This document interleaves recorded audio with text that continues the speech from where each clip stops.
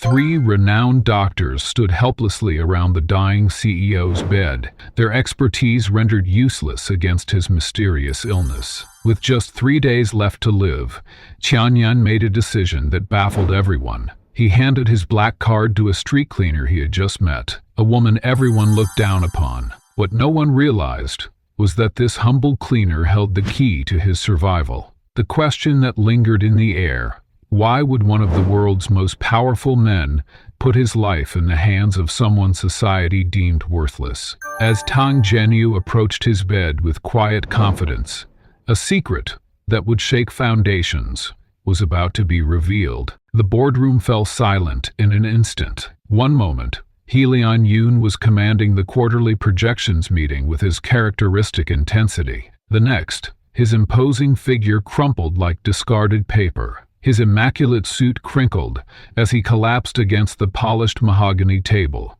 knocking over a crystal water glass that shattered with alarming finality. Security rushed in as executives froze in shock, their PowerPoint presentations forgotten, as the most powerful CEO in the country was carried out, his usually commanding face. Within hours, the Helian family compound transformed into a fortress of medical expertise. The family spared no expense, converting the East Wing into a state-of-the-art medical facility that rivaled any hospital. Equipment worth millions lined the walls of what had once been an elegant sitting room, their blinking lights and steady beeps providing a technological symphony that underscored the gravity of the situation. The medical king arrived first, an elderly man with weathered hands that had treated presidents and royalty across 4 decades. His reputation preceded him. It was said he could diagnose terminal conditions with a single glance. Today, that legendary glance faltered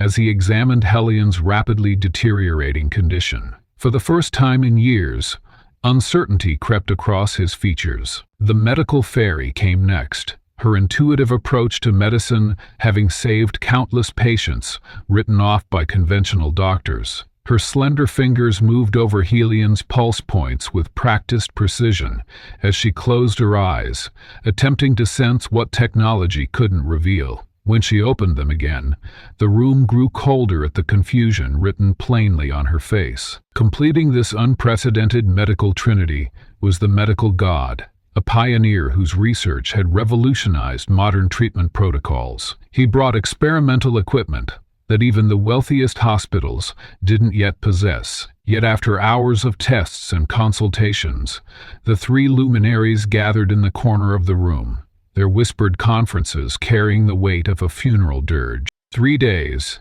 the medical king finally announced to the waiting family, his voice carrying the authority of absolute certainty despite the impossibility of his proclamation. His condition defies categorization within any known medical framework. We've consulted specialists across 5 continents, and no one has encountered anything remotely similar. The medical fairy nodded grimly. The symptoms contradict themselves. His cellular structure is deteriorating in a pattern that should be impossible, according to established biology. It's as if his body is rewriting the rules of human physiology. Outside the compound gates, news vans gathered like vultures. The Helian Corporation's stock plummeted 32% in a single trading day as rumors spread. Inside, the family dynasty fractured under pressure, cousins positioning themselves for succession, board members making clandestine calls to rivals, longtime allies suddenly reconsidering their loyalties. Throughout it all,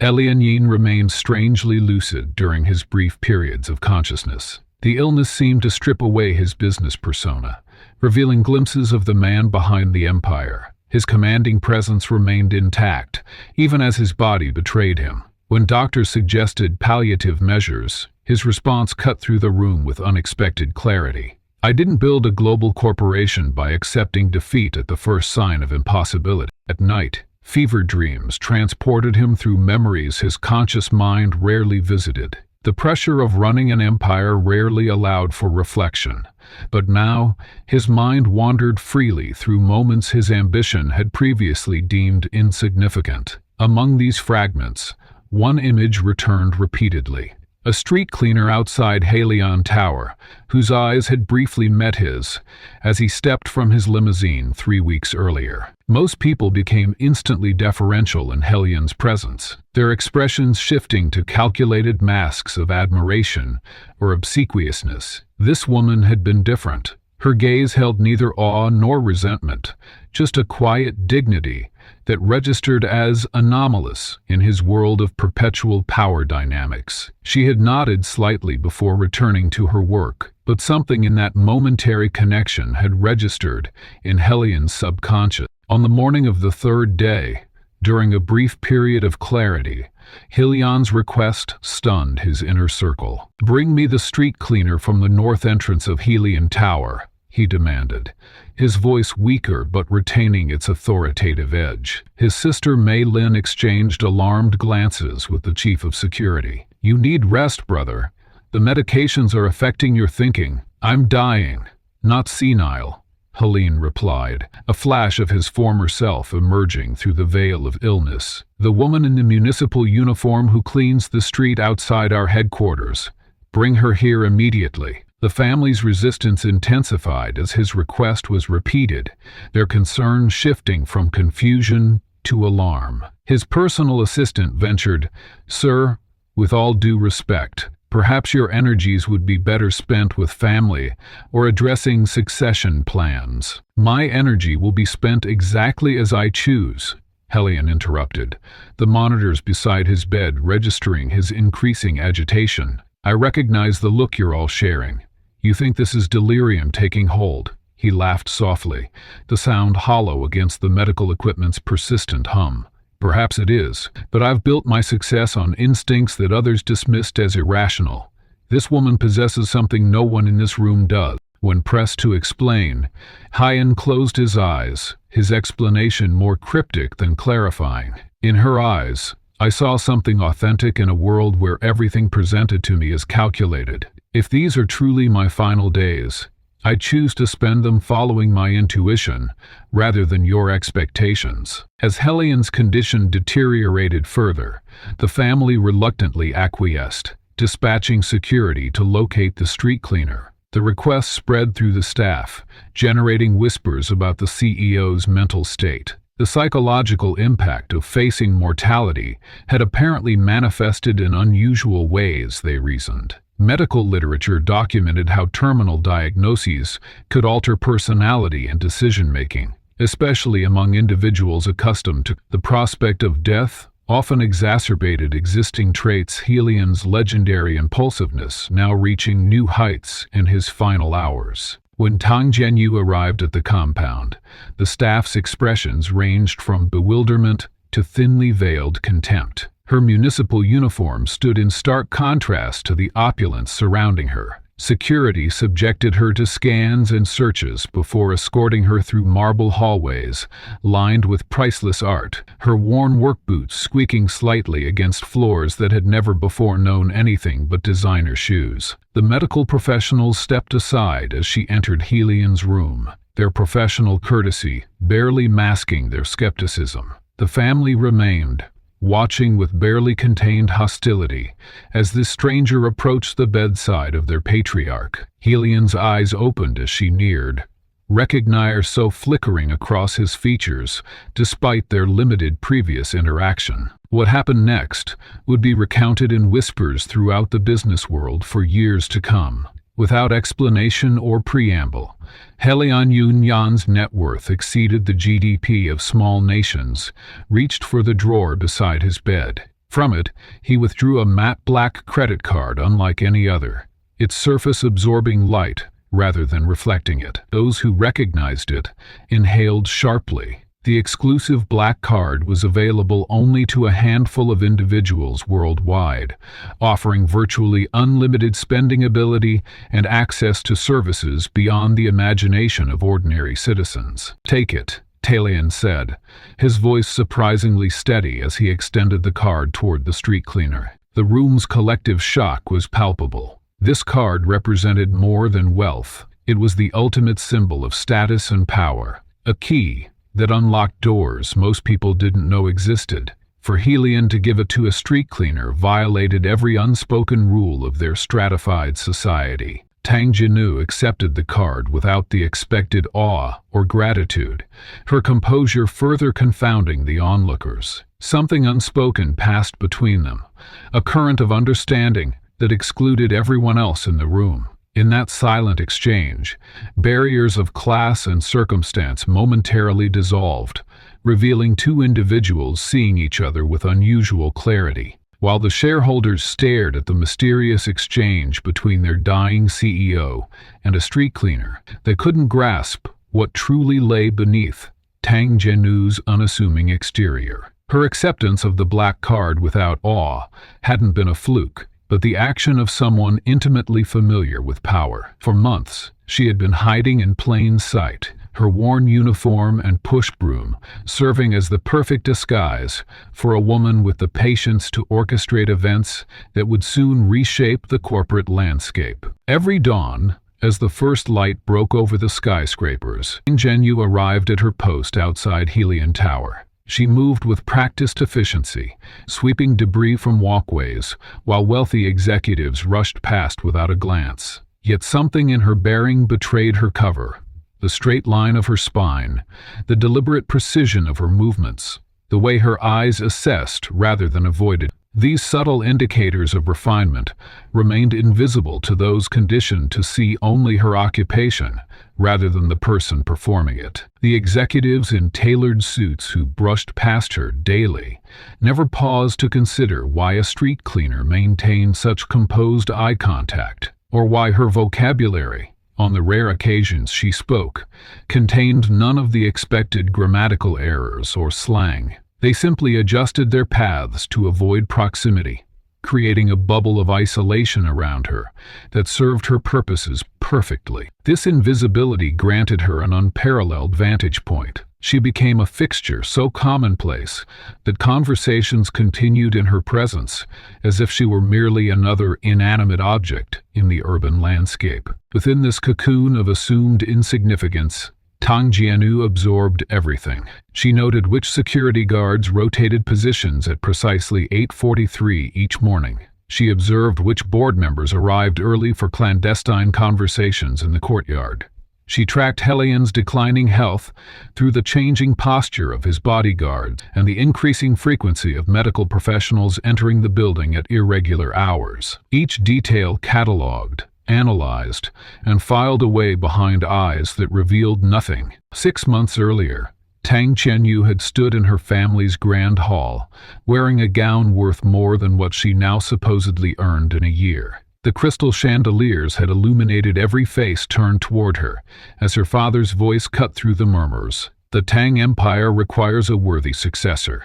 I have decided that person, and this is the sea of shocked expressions parted as Tang Yeqian stepped forward, accepting their father's company seal with practiced modesty, while stealing triumphant glances at her disgraced sister. Tang Jianu lacks the necessary qualities to carry our legacy forward, her father had continued, each word precisely chosen for maximum impact. From this day forward, she is no longer worthy of our name. The public humiliation had been meticulously orchestrated, with business partners and social elites as witnesses to ensure the message spread through all the right circles. What those witnesses failed to observe was Tang Jianu's reaction. Where they expected tears, they saw calm assessment. Where they anticipated pleading, they encountered dignified silence. Most importantly, where they looked for defeat, had they been more perceptive, they would have recognized the calculated patience of someone implementing a long-established plan.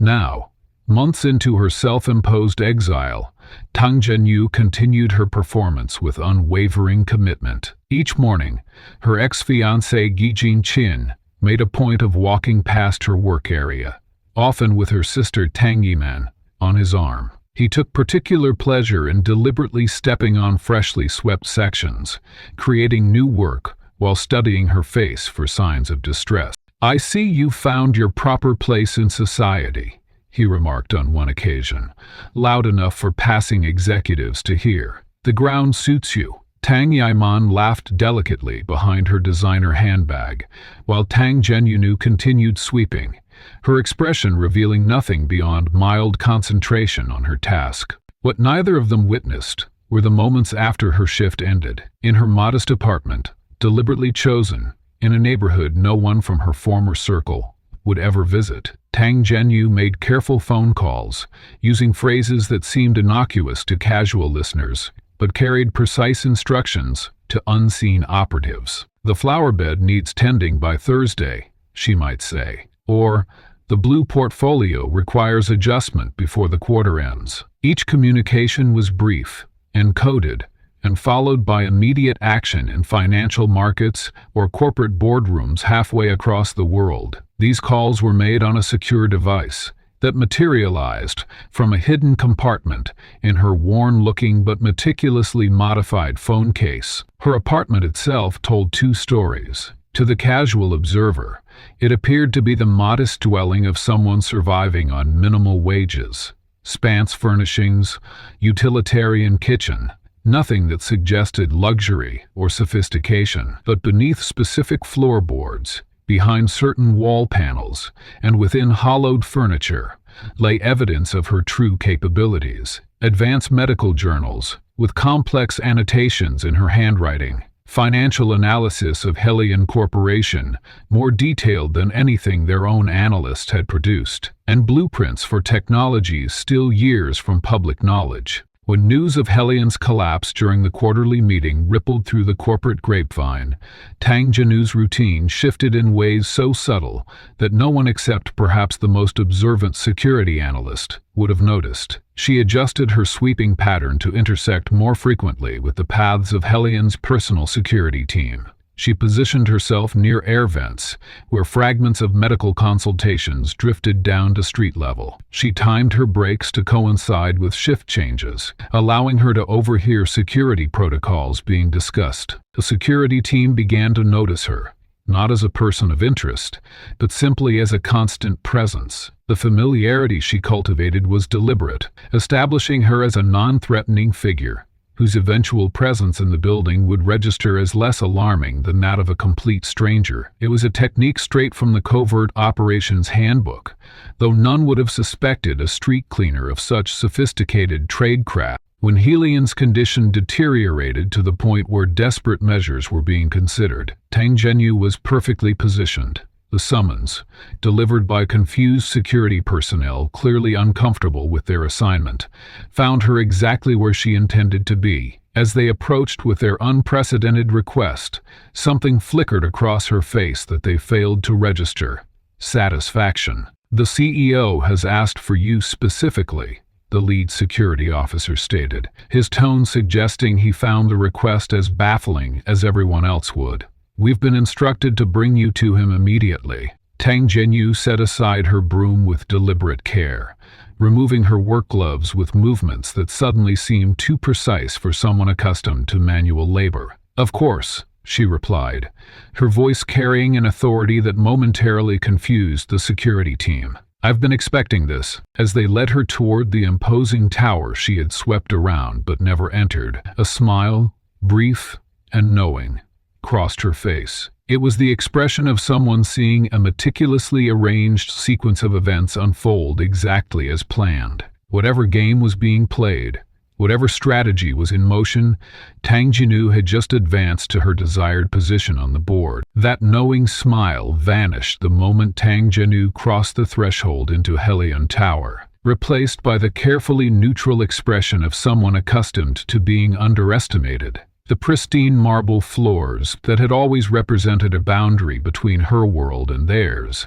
now echoed beneath her worn boots, each step marking territory she had calculated to infiltrate all along. The security team's deferential treatment created an immediate stir. Employees who had spent months stepping around her or over her cleaning equipment now froze mid-conversation, their expression cycling through confusion, disbelief, and in some cases cruel amusement. A wave of whispers followed her procession through the main lobby, growing louder with each floor they ascended in the executive elevator. "Is that the street cleaner?" one junior executive gasped, not bothering to lower his voice. Others didn't try to hide their mocking laughter, the sound bouncing off the glass and steel architecture that housed the corporate elite. The contrast couldn't have been more pronounced.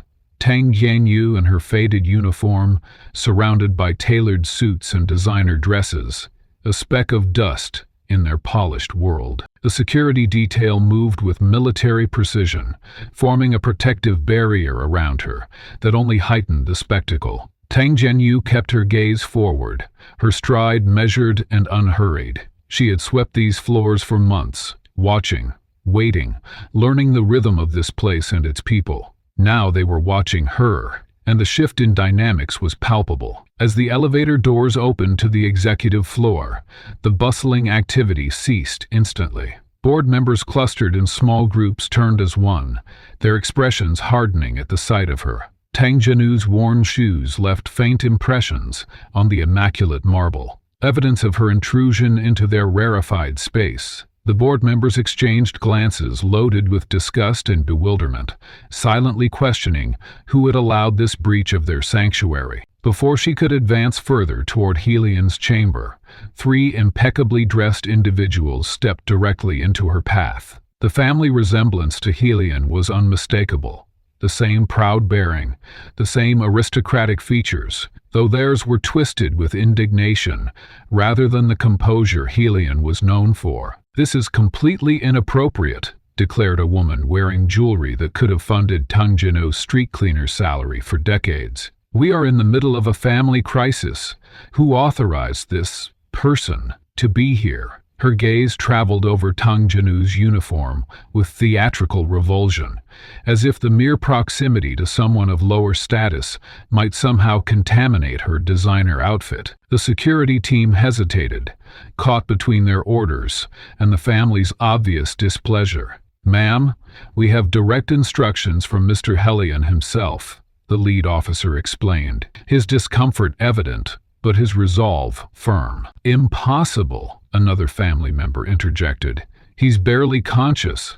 He couldn't possibly have asked for this." The way he gestured toward Tang Jianyu made it clear he viewed her as an object rather than a person. Throughout this exchange, Tang Jianyu remained perfectly still, neither defending herself nor showing any reaction to their dismissive treatment. Her apparent acceptance of their contempt only seemed to infuriate them further. From the group of medical professionals observing this confrontation, one woman stepped forward. Unlike the others, she studied Tang Jianyu with focused intensity rather than dismissal. The medical fairy, renowned for her intuition, narrowed her eyes as she noticed details others had missed. Tang Jianyu's hands were remarkably steady, her gaze analytical rather than intimidated, and her composure under such hostile scrutiny was unusual for someone of her supposed strength. The standoff might have continued indefinitely, if not for the sudden, deliberately cruel action of a younger woman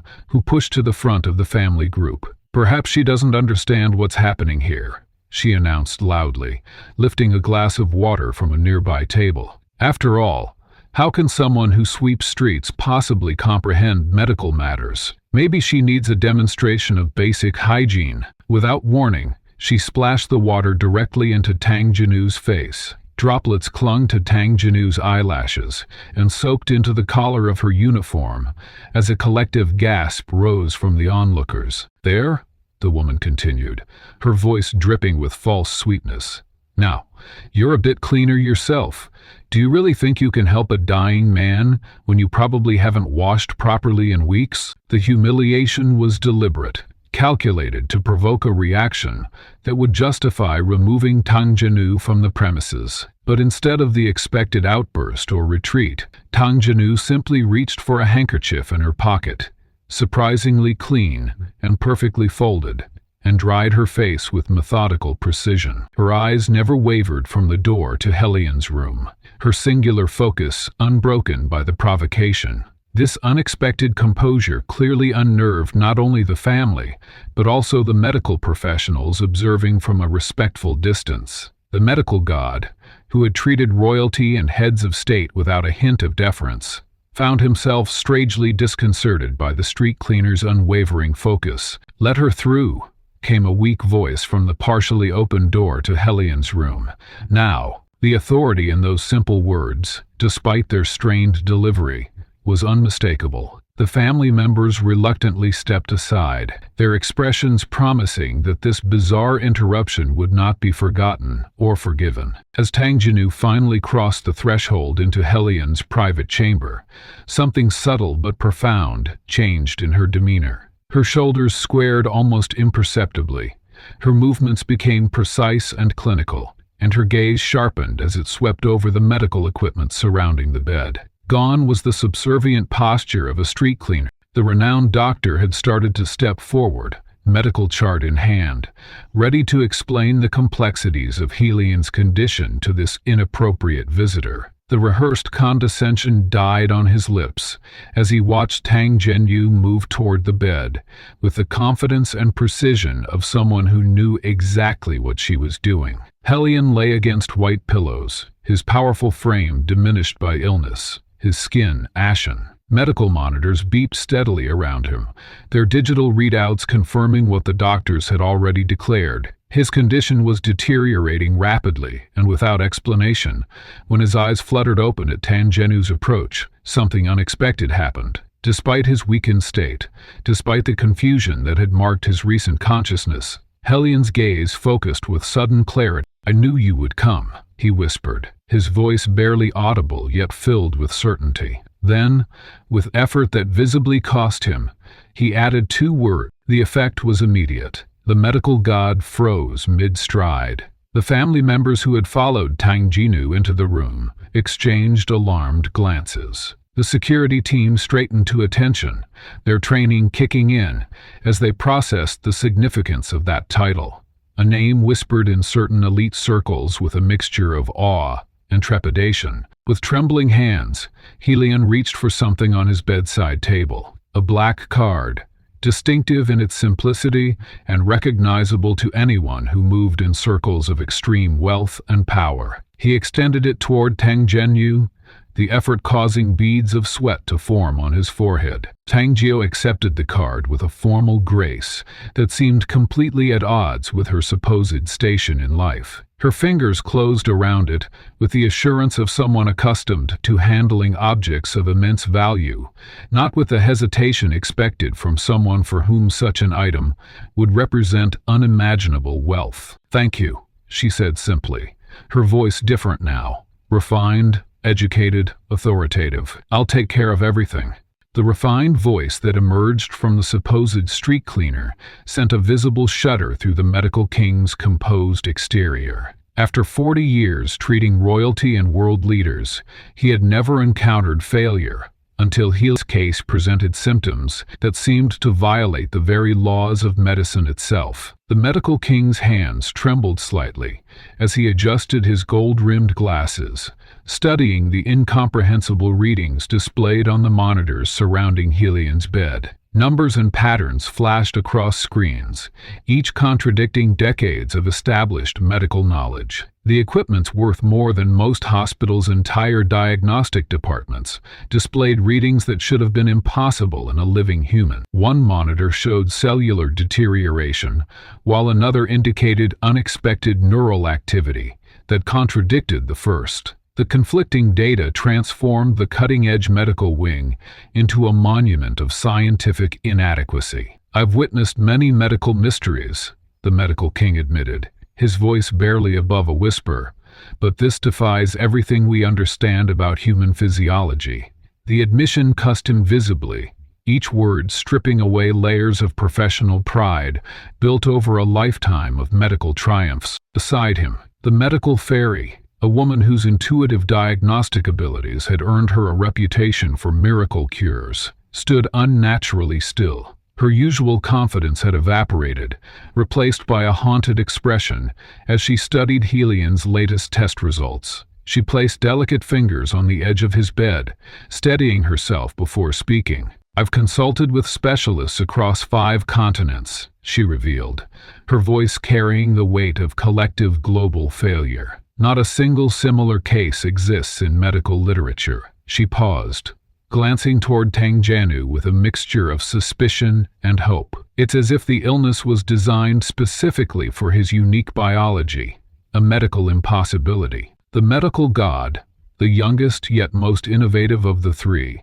paced the room with frenetic energy. His reputation had been built on experimental approaches that succeeded where traditional methods failed. Now, surrounded by equipment featuring his own patented innovations, he appeared lost. "We've attempted experimental treatments that cost millions," he explained, running frustrated fingers through his immaculately styled hair. "Gene therapies, nanobots, cellular regeneration, approaches that won't be available to the general public for decades. Nothing works." He stopped pacing suddenly, turning to face the assembled principles of human physiology. It's as if his body is fighting against its own existence. The gravity of the situation had temporarily dissolved the professional rivalry that normally crackled between the three medical luminaries. For decades, they had competed for recognition, patience, and prominence in medical journals. Now they stood united in defeat, their collective knowledge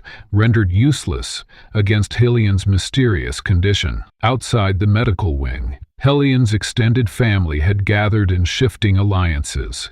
Cousins who hadn't spoken in years now whispered together in corners. Uncles who competed ruthlessly in boardrooms now presented unified fronts. When demanding updates, the family had cycled through denial, anger, and desperate bargaining, bringing in specialist after specialist from around the world. Each doctor arrived with confidence and departed in confusion, the medical king explained to Tang Jinu, seemingly forgetting her supposed station as he sought any potential insight. Specialists in toxicology suspected poisoning until the tests came back negative. Virologists identified anomalies, but nothing that explained the systemic failure. Geneticists found mutations, but nothing that corresponded to existing research. The medical fairy observed Tang Qiuqinu with increasing attention, noting how the woman's eyes moved methodically across the medical charts, not with confusion, but with analytical precision that contradicted her humble appearance. "There is one possibility," the medical god said suddenly, breaking a heavy silence. He spoke hesitantly, as if embarrassed by what he was about to suggest. "There are rumors in certain medical circles about a healer known only as Dragon Mother." He shook his head immediately, dismissing his own words. "But that's merely a legend, a mythical figure supposedly possessing medical knowledge beyond conventional understanding." The medical king scoffed openly. "We're discussing serious medicine here, not fairy tales from medical folklore." He turned toward Helian, whose breathing had grown more labored. "We need solutions grounded in science, not myths." Tang Yenu, who had remained silent throughout this exchange, stepped forward. "May I examine the patient?" she asked quietly, her refined voice still startling in contrast to her street cleaner's appearance. The three doctors exchanged glances that moved from condescension to reluctant permission. The medical king gestured toward Helian with exaggerated courtesy, certain that allowing this interruption would provide momentary distraction from their grave circumstances. "By all means," he said, a smile barely concealing his dismissal. "Perhaps a fresh perspective is exactly what we need." The sarcasm in his tone was unmistakable. What happened next transformed the atmosphere in the room completely. Tang Zhenyu approached Helian's medical charts with the confident movements of someone intimately familiar with advanced diagnostics. Her fingers moved across the readings with practiced efficiency, stopping at anomalies the doctors had spent days analyzing. "These protein markers indicate targeted cellular degradation, not systemic failure," she stated calmly, pointing to a section of data the specialists had debated for hours. "And this neural activity pattern suggests the immune system has been reprogrammed, not compromised." She turned to the stunned doctors. "Have you considered that the treatments failed because you're treating symptoms of an engineered condition rather than identifying the origin vector?" The medical king's mouth opened and closed without producing sound. The medical god stepped forward, examining the area of the chart Tang Jinu had indicated. "That's impossible," he whispered, though his voice lacked conviction. What you're suggesting would require medical knowledge beyond anything currently available. Tang Jinu continued without acknowledging his protest. The cellular degradation follows a Fibonacci sequence if you analyze it temporally rather than spatially, she explained, using terminology that would have been at home in the most advanced research institutions. The condition was designed to be untreatable by conventional means. Her questions grew increasingly precise, incorporating advanced medical concepts and terminology that left the three renowned doctors struggling to respond. She referenced obscure research papers, experimental treatments, and biochemical processes with the casual familiarity of someone who had pioneered the fields rather than studied them. The medical fairy was the first to truly understand what they were witnessing. Color drained from her face as she observed Tang Jinu's diagnostic approach. The methodical progression, the counterintuitive connections, the elegant simplicity beneath apparent complexity. These patterns matched descriptions she had encountered in ancient medical texts, attributed to the legendary Dragon Mother. "You're analyzing the cellular breakdown in reverse," the medical fairy said quietly, her voice barely audible. "You're tracking the disease backward to its origin, rather than forward from its symptoms." Her eyes widened with realization. Only one healer in medical history has ever approached diagnosis this way. Tang Jinu met her gaze without confirmation or denial, then returned her attention to Helian's charts. The silent acknowledgement hung in the air between them, as the other doctors slowly recognized the extraordinary knowledge disguised behind the street cleaner's humble appearance. For several minutes, the only sound in the room was Tang Jinu's voice as she methodically dismantled medical assumptions and reconstructed an entirely new understanding of Helian's condition. The three medical luminaries who had dismissed her moments ago now hung on her every word, their professional curiosity overtaking their prejudice as they witnessed a master at work. The reverent silence surrounding Tang Jinu's medical brilliance shattered with the arrival of a man whose every movement radiated authority and contempt. The double doors to Helian's private chamber swung open without warning, revealing the Tang family patriarch in an impeccably tailored charcoal suit that cost more than most people earned in months. By his side stood a young woman draped in designer morning attire, her makeup artfully applied to suggest she'd been crying without actually disturbing her perfect appearance. The patriarch's gaze swept across the room, acknowledging each person of importance, before deliberately skipping over Tang Jinu, as if the space she occupied contained nothing but air. "Mr. Helian, please accept the Tang family's deepest sympathies during this difficult time," he announced with practiced gravity. "My only daughter, Tang Yiman, insisted on coming personally to pay respects to such an esteemed business partner." Tang Yinan stepped forward, producing a handkerchief to dab at dry eyes. "We're devastated by your condition, Mr. Helian. If there's anything at all our family can do to ease your suffering, you need only ask." Her performance hit every note of compassion while a photographer from the business section of a major newspaper captured the touching scene from the doorway. Behind them, an assistant carried an elegant leather portfolio, which he opened to reveal a collection of family photographs. Each image had been carefully selected to document the Tang dynasty's rise to prominence, their philanthropy, their business achievements, their social connections. What became apparent upon closer inspection was the systematic erasure of Tang Jinu from the family narrative. In the oldest photos, she appeared at the edge of family gatherings, her image still intact but marginalized. In later pictures, her face had been subtly blurred, while everyone else remained in sharp focus. The most recent photographs showed no trace of her existence at all, the space she once occupied filled with digital manipulation or creative cropping. It was as if the family had not merely disowned a daughter, but had methodically removed all evidence she had ever existed. The medical fairy noticed this pattern first, her eyes darting between the photographs and Tang Jinu, who continued reviewing Helian's medical charts with unwavering focus. The contrast between the two Tang daughters could not have been more stark, one performing grief for an audience, the other working silently to save a life. The Tang Medical Supply Division has been a key partner in Helian Corporation's healthcare initiatives for nearly a decade, the patriarch continued, skillfully weaving business reminders into his condolences. Our advanced diagnostic equipment, the very machines monitoring Mr. Hellions' condition, represents the pinnacle of medical technology. This calculated mention of their business relationship revealed the underlying motivation for their visit. With Hellions' death seemingly inevitable, the Tang Corporation stood to lose millions in contracts unless they could secure commitments from whoever would take control after his passing. Their performance of grief masked a desperate bid to protect financial interests. Tang Jinyu looked up from the medical charts, her expression revealing no pain despite the psychological warfare being waged against her. The protein degradation pattern suggests targeted interference rather than natural cellular breakdown. If we adjust the treatment protocol to forgive the help for speaking out of turn, her father interrupted, his voice dripping with disdain. Some people forget their proper place. He turned to address the medical experts in the room. I apologize for this interruption.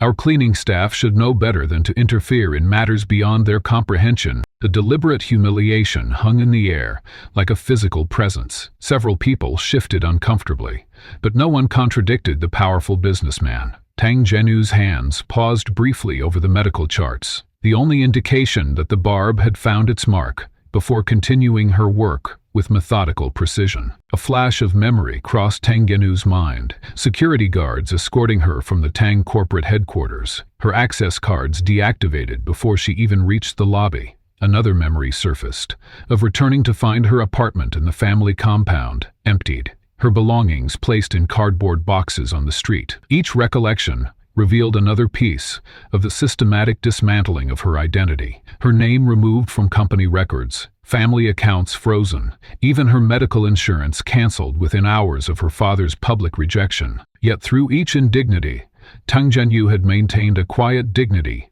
that contrasted sharply with her family's performative cruelty. Now, as she continued analyzing Hellions' condition with unwavering focus, that same dignity served as armor against her father's psychological tactics. I've reviewed Mr. Hellions' case extensively, Tang Yiman announced, though it was clear she understood nothing of the medical charts displayed around the room. Our family's medical research division stands ready to provide experimental treatments, at no cost, of course. She touched Hellions' hand with practiced tenderness, while ensuring the photographer captured the moment of compassion. One of Hellions' cousins, who had been watching the dynamics unfold with increasing unease, finally addressed the elephant in the room. Forgive my directness, but is there some relation between you and our temporary medical consultant? He gestured between Tang Jinyu and her father. The room fell silent, all eyes turning to Tang Jinyu, who continued working as if she hadn't heard the question.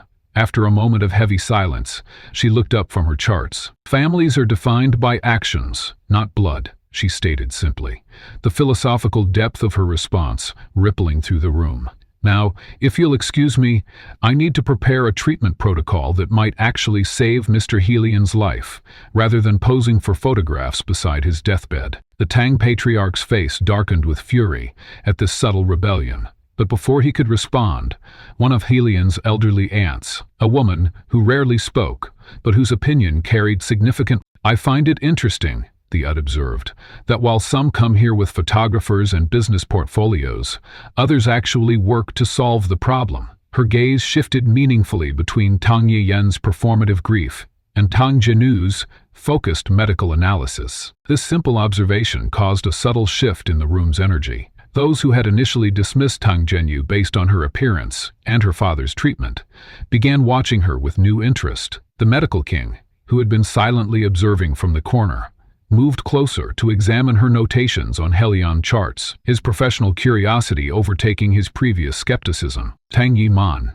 sensing the change in atmosphere, intensified her performance, producing fresh tears and moving closer to Hellion's bedside. He looked so frail, she sobbed, careful to keep her expensive outfit from touching any medical equipment. Our families have been associates for so long. This feels like losing a relative. Meanwhile, Tang Jinyu began preparing a series of solutions, her movements precise and economical. The quiet competence she displayed stood in stark contrast to her sister's theatrical grief, a difference not lost on Helion's increasingly attentive family members. The Tang patriarch, recognizing the shifting perceptions, attempted to reassert control. "Perhaps we should give the doctors space to work," he suggested, moving to usher his only daughter from the room, while pointedly ignoring Tang Jinyu. But the medical fairy had positioned herself near Tang Jinyu's workstation, openly watching her methodology with growing respect. "I believe your former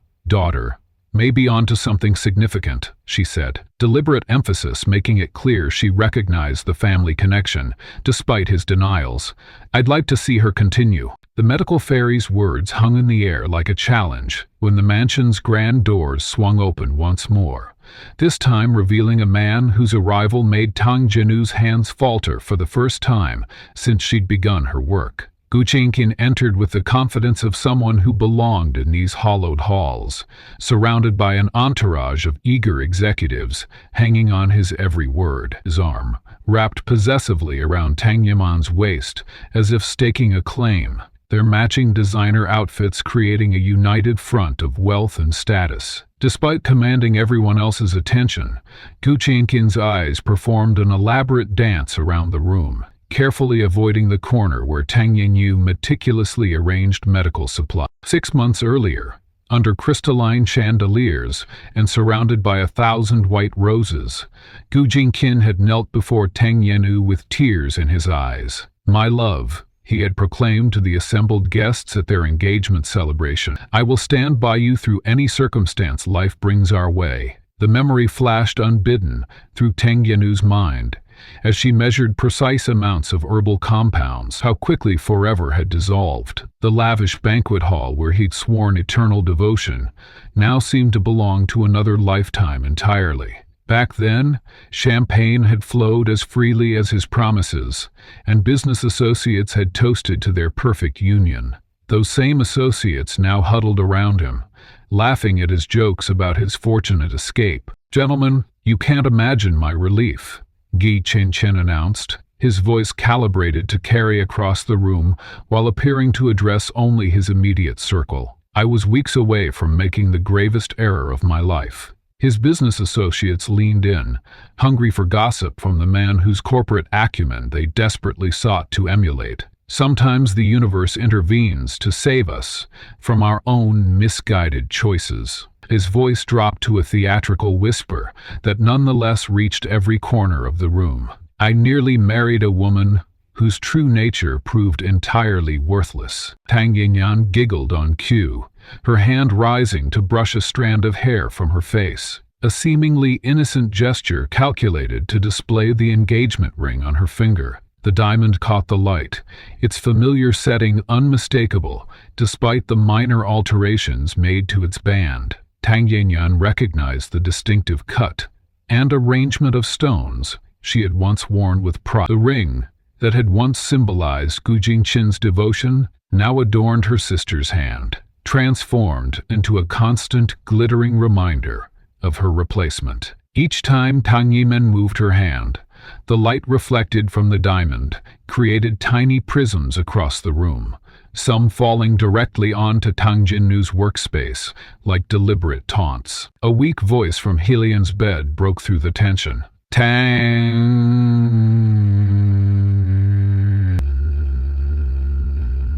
Before Tang Jinyi could respond, Gu Jingqian smoothly intercepted, stepping deliberately between the dying CEO and the woman he'd summoned. "Mr. Helion, what an honor to finally meet you in person," Ji Qingchen declared, pulling Tang Yiyan forward. "Allow me to properly introduce myself. I'm Zhu Jingchen, CEO of Meridian Technologies, and this is Miss Tang Yiyan, daughter of Tang Wei and the true heir to the Tang family legacy." His body language created an impenetrable barrier, physically blocking Tang Yiyan from Helion's line of sight. "We're the important people from the Tang family you've been hoping to see. Your staff must have misunderstood your request." Tang Yan stepped forward with practiced grace, her smile perfect as she took Helion's frail hand. "We're absolutely devastated by your condition, Mr. Helion. My father sends his deepest personal regards." Gian Chen's attention remained fixed on Helion, his voice taking on the smooth cadence he reserved for high-value business negotiations. "I've actually been hoping to discuss our company's futures, Mr. Helion. The Meridian-Helion merger has tremendous potential to revolutionize the market." The casual revelation hung in the air. A corporate union that would position Gian condition worsen. "The board seems quite receptive to my proposal, especially given the current uncertainty." The calculated business maneuver laid bare the true nature of his relationship shift. Not a matter of the heart, but a strategic repositioning. His abandonment of Tanjanu and swift engagement to her sister suddenly made perfect sense through the cold lens of corporate ambition. The merger would be facilitated by family connections, with Tang Yichinu, in her disowned state, could not. While arranging medical ingredients with steady hands, Tang Jinu felt rather than saw Gu Jingqin's approach. He positioned himself just behind her, close enough that only she could hear his initial words. "You always were stubborn," he murmured, before raising his voice to ensure the entire room could hear what followed. "Between you and me is the difference between clouds and mud. We can't be together anymore." The metaphor hung in the air, its cruelty amplified by the public setting. Some people simply lack the capacity to understand when they've been eclipsed by their betters. The room fell silent at the naked brutality of his statement. Even Tang Yemen seemed momentarily uncomfortable with the public humiliation, though she quickly recovered, sliding her arm through his in silent solidarity. Every eye turned to Tang Yenu, waiting for the inevitable emotional collapse that would validate their perception of her inferiority. Instead, Tang Zhenyu continued preparing her treatment for Helion, her movements neither accelerating nor faltering.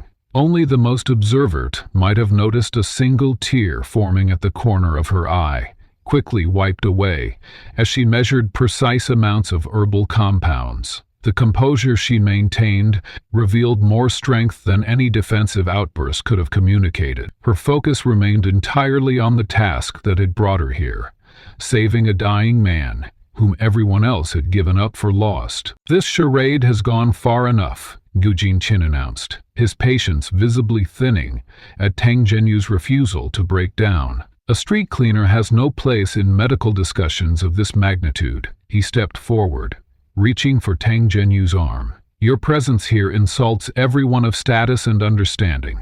You will leave now before you embarrass yourself further." His fingers had barely grazed her sleeve when a weak voice cut through the tension. "Stop." The single word from Helion carried surprising authority, despite his weakened state. Every head turned toward the bed, where the dying CEO had raised a trembling hand. "She stays." The simple pronouncement reverberated through the room with unexpected power, forcing Gikin to withdraw his hand, as if burned. For perhaps the first time in his carefully orchestrated ascent, Gi Jingqin found himself publicly rebuffed, his narrative of superiority challenged, not by Tang Zhenyu's defense, but by the intervention of the very man whose approval he desperately sought. The silence that followed was deafening. Gu Jingqin's carefully constructed world of influence and appearances showed its first significant crack. The businessman who had spent months building an image of inevitable success found himself suddenly sidelined in favor of a street cleaner. The implications rippled visibly across his face. A millisecond of naked panic before his practice. "Of course," he recovered smoothly, though the damage was done. "Whatever Mr. Helion wishes." He stepped back, positioning himself beside Tang Yiman once more. But the dynamic had undeniably shifted. Several of his business associates exchanged meaningful glances, their allegiance visibly wavering as they reassessed the woman Guo Jingqin had dismissed as worthless. In the uncomfortable silence that followed, Tang Jianu's voice cut through the room with unexpected authority, as she requested items that seemed absurdly simple: a sewing needle, cooking ingredients, and ordinary thread. The medical king's laughter echoed against the mansion's walls, We've exhausted cutting-edge treatments worth millions, and this cleaner wants to use kitchen scraps." But behind his mockery lurked a question no one dared voice. What if the simplest solution had been overlooked by those too proud to consider it? "I'll need ginger root, turmeric, honey, salt, vinegar, cinnamon, and black pepper," Tang Jianu specified, her tone devoid of defensiveness. Each item she listed seemed to amplify the absurdity of her request in the eyes of the medical professionals. The medical king exchanged glances with his colleagues, his expression oscillating between amusement and indignation that someone of her position would suggest such primitive remedies in the face of a medical mystery that had confounded the greatest minds in modern medicine. "This is preposterous," one of Halian's relatives exclaimed, stepping forward with hands raised in protest. "We've consulted with specialists from around the world, utilized experimental treatments that cost more than your lifetime earnings, and you propose to treat him with kitchen spices?" The woman's voice dripped with disdain, as murmurs of agreement rippled through the room. Tang Jianu remained unmoved. With quiet determination, she began preparing her workspace, arranging the small collection of supplies that a bewildered staff member had reluctantly provided. The bioflavonoids in these compounds, when properly activated through specific catalytic processes, create an immune response targeted at the Fibonacci cellular degradation, she explained, her fingers working with methodical precision. The technical terminology flowing effortlessly from her lips created the first ripple of doubt among the spectators.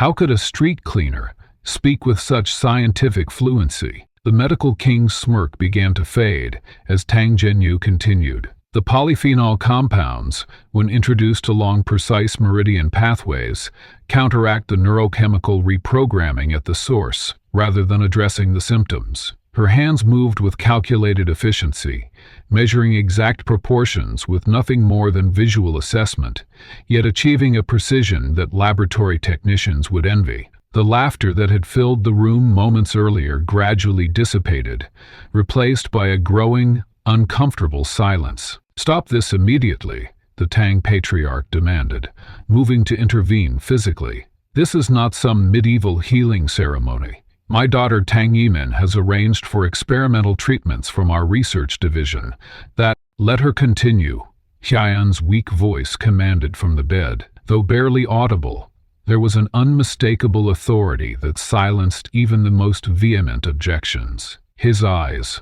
though clouded with pain, held a clarity of purpose that surprised everyone present. "I want to see what she does." Tang Jianu worked with deliberate focus, seemingly oblivious to the drama unfolding around her. She mixed the ingredients in a sequence that appeared ritualistic yet methodical, explaining each step with terminology that belonged in advanced biochemistry journals, rather than the vocabulary of someone who swept. She explained as she prepared a paste of precise consistency. The medical fairy moved closer, her expression transforming from skepticism to fascination as she watched Tang Jianu thread the ordinary sewing needle. Something in the way Tang Jianu's fingers manipulated the thread triggered a distant memory. "The golden thread technique," she whispered, almost to herself. When the others looked at her questioningly, she explained with growing excitement. "I once saw illustrations in ancient medical scrolls, preserved in the Imperial Library. They depicted a healing method using similar motions, but the technique was attributed solely to the mythical Dragon Mother. The scrolls claimed her methods could reverse conditions deemed irreversible by conventional medicine." Tang Jianu began making precise insertions along specific points on Helian's arm, creating a pattern that resembled a constellation of stars. Her needlework displayed a surgical precision that even the medical god observed with grudging respect. Each placement was calculated to the millimeter, each depth perfectly judged without the aid of modern instruments. The clinical detachment and expertise with which she worked stood in stark contrast to the humble woman who had quietly swept floors outside Helion Tower for months. The first indication that something extraordinary was happening came from the medical monitoring equipment, A nurse gasped, drawing everyone's attention to the displays. The numbers were shifting, slowly at first, then with increasing momentum. Blood oxygen levels rising, heart rate stabilizing, neural activity patterns normalizing. The medical king rushed to the machines, checking connections and recalibrating sensors, certain there must be a malfunction. "This is impossible," he muttered, verifying readings against backup systems. These improvements contradict everything we know about cellular deterioration patterns. Yet the evidence continued mounting.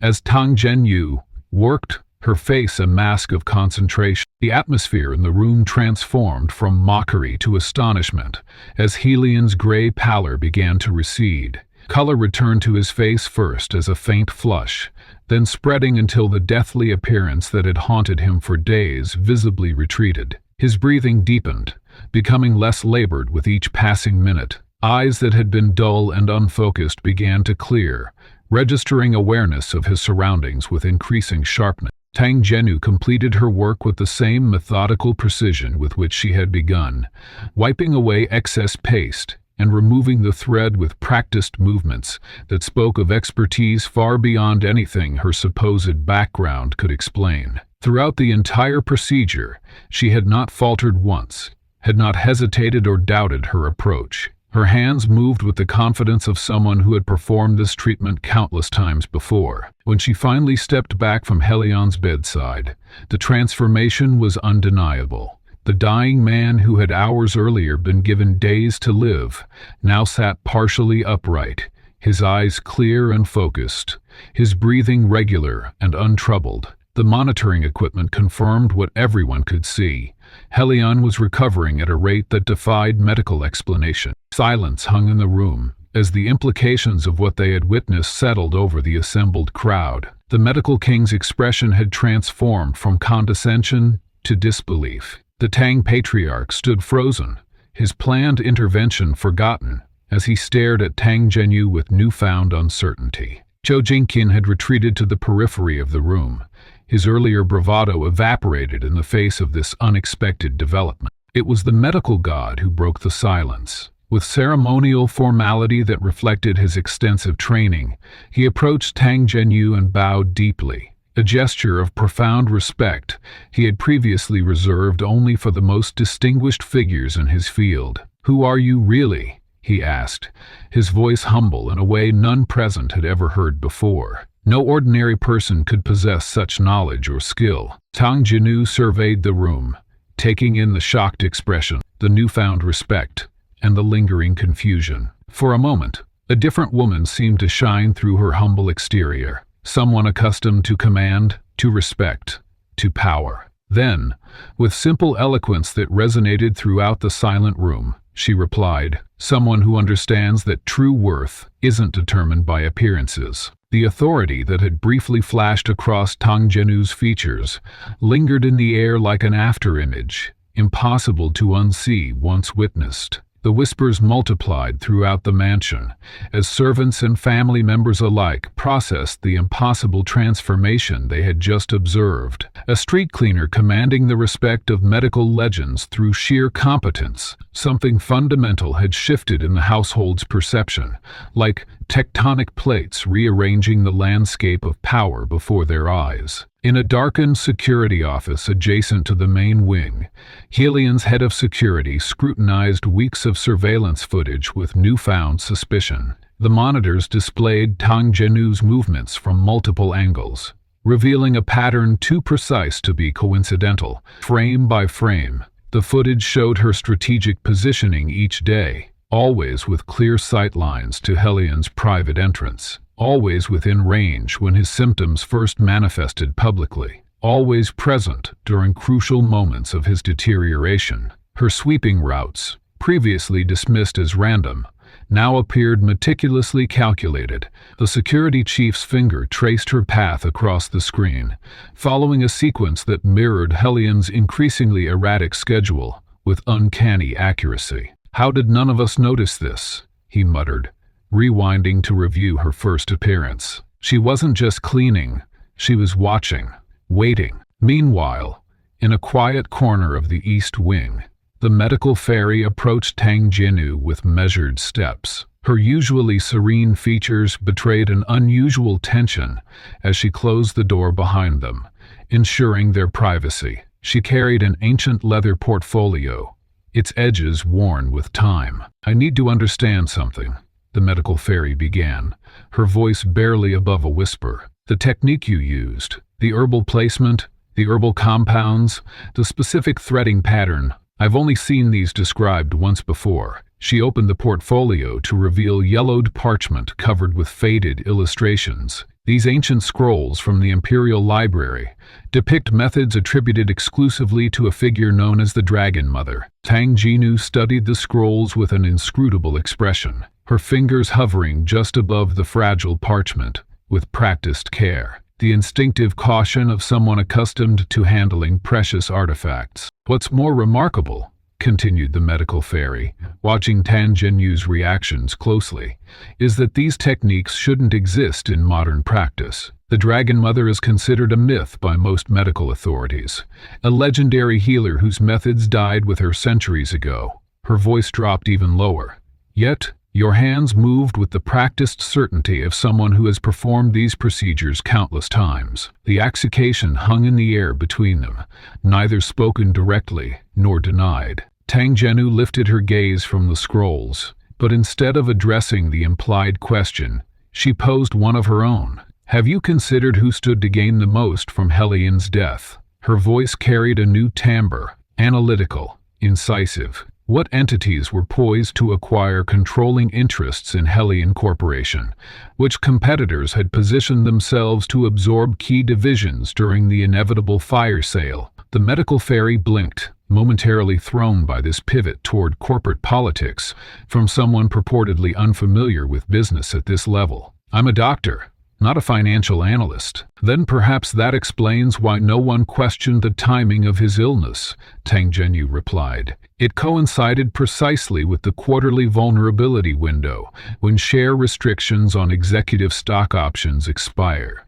A convenient moment for certain parties to benefit from a tragedy." In another wing of the mansion, investigators hired by Helian's increasingly suspicious family delivered disturbing findings about their unexpected guest. The lead investigator spread several files across the table, each revealing more questions than answers. "Her fingerprints match no records in any national database," he explained. "The apartment she occupies is leased through a shell company that traces back through 7 layers of corporate entities before disappearing offshore. Her employment history with the city sanitation department appears convincing until you dig deeper. The documentation exists, but no actual supervisor can remember hiring her." As he continued cataloging the inconsistencies, Helian himself sat propped up in bed, observing Tang Jianu with newfound clarity. As his strength gradually returned, his eyes tracked her movements with the focused assessment of a master strategist, recognizing another of his kind. "The Temple Group's acquisition of the Mongolian rare earth deposits," he said suddenly, interrupting her adjustment of his medical equipment. "How did they secure mining rights when both American and Chinese consortiums had superior offers on the table?" Tang Jian's hands paused momentarily, the first hesitation anyone had seen in her movements. She looked at him directly, recognition passing between them like a current. "Perhaps they understood something the others didn't," she answered carefully, "that the tribal elders valued environmental protection covenants more than financial incentives. The Temple Group's proposal included water table preservation technologies unavailable anywhere else." She adjusted his IV with practiced efficiency, something only someone with access to the regional council's private deliberations would know. A ghost of a smile touched Helian's lips, information worth more than the billions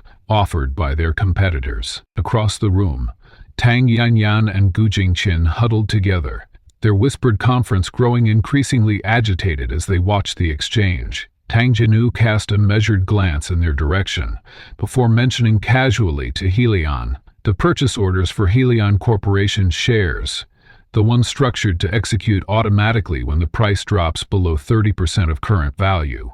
Those were quite cleverly disguised through multiple broker accounts. The color drained from Gu Jingqian's face. Tang Yuiman clutched his arm with painful intensity, her manicured nails digging into his sleeve. Strange that the largest of these contingent orders were placed exactly 2 days before your first symptoms appeared, Tang Jinu continued, loud enough for them to hear, almost as if someone knew in advance that a health crisis was imminent. The tension in the room escalated when the Tang patriarch strode in with a team of private security personnel.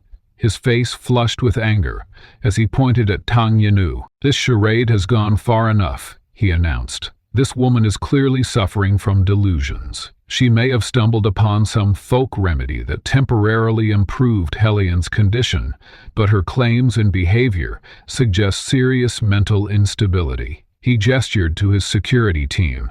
"For everyone's safety, we're removing her from the premises immediately." Before his men could take a single step, Helian's security force materialized from discreet positions throughout the room, their stance making it clear they would permit no such action. "Mr. Helian has given explicit instructions," the head of security stated flatly. "Mr. Tang Zhenyu has full access to all areas of the residence and is to be afforded every courtesy." He paused, the next words clearly difficult for him to say. Furthermore, she now has alpha-level security clearance, which means her directives carry the same weight as Mr. Helian's own. The revelation sent shockwaves through the assembled group. Alpha clearance was reserved exclusively for Helian himself. Not even his family members enjoyed such authority. The momentary standoff was broken by the distinctive sound of helicopter rotors approaching.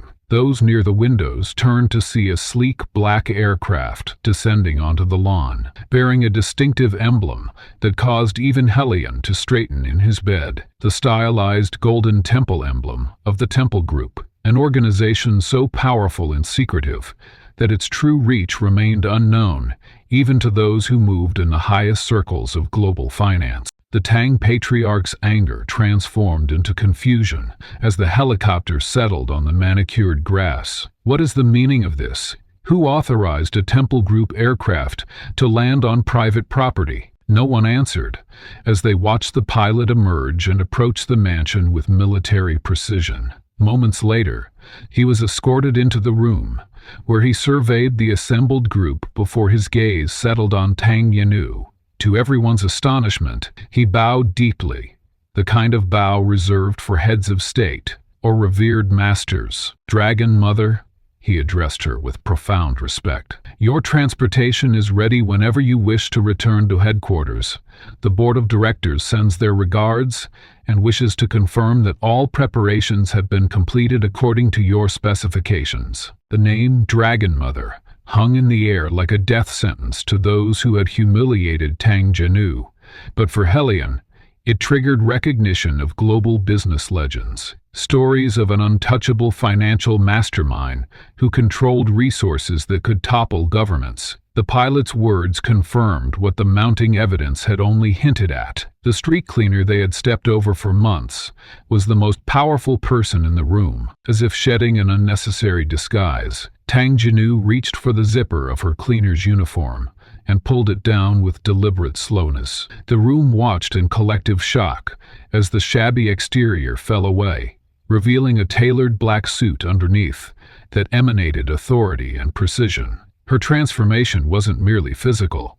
Her entire demeanor shifted as she straightened to her full height, eyes sharp and calculating where moments before they had been downcast and subservient. Before anyone could react, the mansion's security systems emitted a synchronized beep. The doors opened to admit a dozen individuals in matching graphite suits, each bearing the Temple Group insignia on their lapels. They moved with synchronized efficiency, positioning themselves strategically throughout the room. Their equipment, earpieces, barely visible body armor, and wrist-mount devices made Helian's security detail seem antiquated by comparison. Without a word being exchanged, the power hierarchy in the room had been completely rewritten. "Father," Tang Zhenyu said, her voice carrying a new resonance as she addressed the Tang patriarch directly. "I could have exposed your illegal activities the moment I discovered them. Instead, I chose to test whether you would recognize your own daughter's worth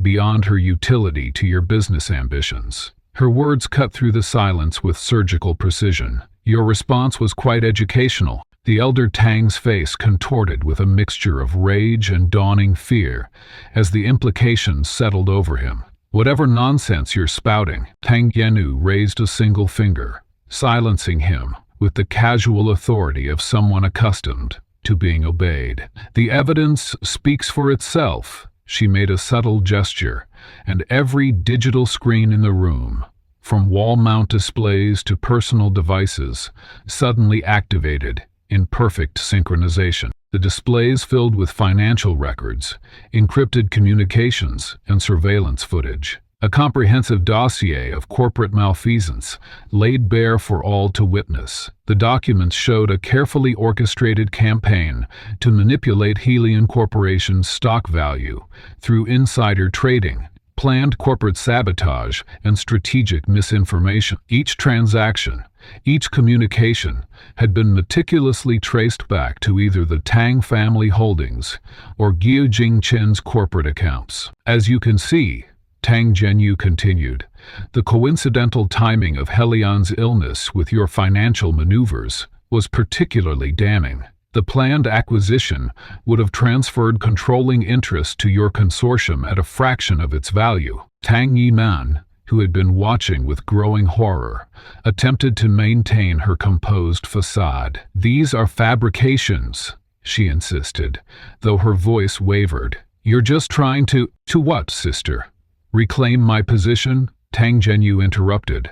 "I have no interest in returning to a family that values appearance over substance." She approached Tang Yiman with measured steps. "Tell me, did you know the full extent of what you were participating in when you agreed to replace me as both daughter and fiancé?" Under the weight of Tang Zhenyu's gaze, Tang Yiman's carefully constructed poise began to fracture. Her shoulders slumped, and for the first time, genuine emotion broke through her practiced expressions. "I knew about the disownment being strategic," she admitted, her voice barely above a whisper. "Father said it was necessary to distance the family from potential legal exposure if certain business dealings were discovered." Gu Jingqian stepped forward, attempting to salvage the situation. "These accusations are preposterous. Meridian Technologies is a respected industry leader with 16 different shell companies hiding your actual financial position." Tang Zhenyu finished for him. She nodded toward another screen,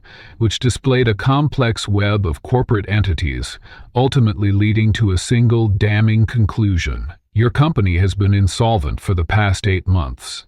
The merger with Helion Corporation was your last desperate attempt to access their liquid assets before your creditors discovered the truth." The revelation sent immediate ripples through the room. Ginqin's business associates, who had arrived as part of his entourage, physically distanced themselves from him. Their body language transformed from supportive to defensive as they processed the implications for their own reputations and finances. "This merger would have transferred hundreds of millions in assets to cover your debts," Tang Zhenyu continued, "while the Tang family would have gained controlling interest in what remained of Helion's operations." She turned to face Helion, who was watching the proceedings with keen interest despite his recent brush with death. "A perfect crime, except for one miscalculation. They didn't account for you surviving." The medical king, who had been observing with growing awe, stepped forward and bowed deeply. "It is an honor to witness the legendary Dragon Mother in person," he said. His earlier skepticism completely vanished. "The stories of your mastery across disciplines, from medicine to finance to technology, were not exaggerated." The medical fairy nodded in agreement. "The ancient texts described your diagnostic approach perfectly. Only the Dragon Mother traces illness backward to its origin, rather than forward from its symptoms." Tang Yanu acknowledged their recognition with a slight nod, before returning her attention to the business at hand. She retrieved a leather portfolio from one of her security team and extracted several documents. "These papiers confirm that I am the founder and controlling shareholder of the Temple Group," she said, passing them to Helion. We have quietly maintained significant minority positions in both the Tang family business and Meridian Technologies for the past 3 years, monitoring their activities. He examined the documents with newfound respect in his eyes. The Temple Group was not merely powerful, it was legendary. Operating at a level above national governments, its influence extending into every major industry worldwide. Its founder had always remained anonymous, a figure of speculation and myth. Now, that mystery stood resolved before him. Tang Jianu turned to face her father, sister, and ex-fiancé, who stood together in a tableau of dawning horror. With elegant authority, she delivered her ultimatum. You have two options. The first involves public exposure of your crimes, immediate legal consequences, and the complete dismantling of your business empires and social standing. She paused, allowing the gravity of this first option to settle. The second path requires genuine change, full cooperation with authorities, restitution to those harmed by your actions, and a complete restructuring of your business practices. Under Temple Group oversight, her father's face had drained of color as the full extent of his daughter's power and knowledge became clear. This was no longer the dutiful daughter he had cast aside, but a woman who held his fate, and the fate of everything he had built, entirely in her hands. You have 24 hours to decide, Tang Jianu concluded, her tone indicating that the discussion was over. With the disgraced Tang family members retreating down the corridor under the watchful eyes of Temple Group security, the mansion's atmosphere transformed. The tension that had filled every corner now dissipated, leaving behind a strange calm. Talion studied Tang Jianu with new eyes, as she stood framed by the evening light, filtering through the bay windows. Gone was the meek street cleaner, replaced by a woman whose posture alone commanded respect. You know, Elian said, his voice stronger than it had been in weeks. I noticed you long before today, not because you were sweeping the streets, but because you were the only person who looked me directly in the eyes when I passed. Tang Jianu turned toward him, surprised by this revelation. Most people either stared at the ground in deference or wanted something from you, she observed. Exactly. Helion adjusted himself against the pillows, color continuing to return to his face. In my world, people either fear me or want to use me. You did neither. It was refreshing. The room felt different now that they were alone, less like a sick room, and more like the meeting place of two equals. Tang Jianu moved closer, her movements precise and deliberate as she checked his vital signs with practiced ease. My investigation into Helion Corporation began as routine, she admitted. The Temple Group monitors potential corruption in all major business entities. Your company showed anomalies in certain offshore transactions, and instead you found a plot against my life. Alien finished for her. Tang Jianu nodded. As I traced the financial irregularities, I discovered something far more sinister. Someone wanted you eliminated, permanently. The poison was sophisticated, designed to mimic natural cellular degradation. By the time I identified it, you were already showing symptoms. So you positioned yourself outside my building, as a street cleaner. There was a hint of admiration in his tone. The perfect disguise is one that makes you invisible, she said, her lips curving slightly. No one notices the person who cleans up after them. I could observe everything, while attracting no attention. Helion watched her adjusting his medication. Until today, I never understood why I gave you that black card. It seemed irrational even to me, but something in me recognized you. Not consciously, but some deeper instinct. The mind recognizes what it needs, even when logic cannot explain it. Tang Jianu replied. A comfortable silence fell between them, as they considered each other. Two people who had climbed to heights few could comprehend, now seeing something familiar in the other's eyes. We're not so different, are we? Helion finally said. Building empires from nothing, valuing substance over appearance. Surviving betrayal by those we trusted most. Tang Jianu's expression softened momentarily. The higher you climb, the more isolated you become. Few understand the weight of decisions that affect thousands of lives, or millions in your case, Helion added. The Dragon Mother. I heard rumors, of course. The financial mastermind behind the Temple Group. I just never imagined I'd meet her disguised as someone sweeping my doorstep. Tang Jinnu moved to the window, gazing out at the sunset. Power attracts people with agendas. Genuine connections become nearly impossible to find when every relationship has a potential hidden motive, Helion agreed. Every smile possibly concealing calculation. Their conversation shifted naturally to business matters, but with an unusual ease. Tang Yong pointed out inefficiencies in Helion's European operations that even his board had missed. Your renewable energy division is underperforming because it's structured to compete with your traditional energy holdings, she explained.